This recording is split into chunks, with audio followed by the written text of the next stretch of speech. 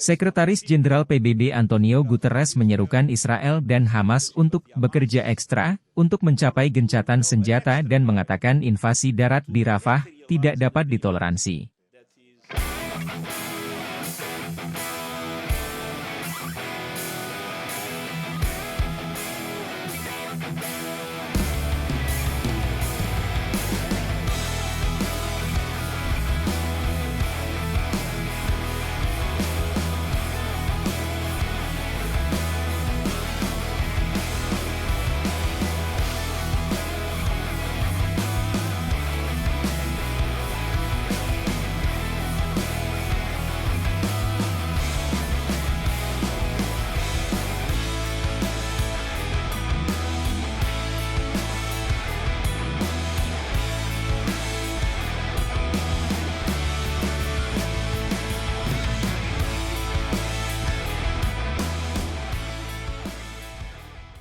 Download Tribun X sekarang, menghadirkan lokal menjadi Indonesia.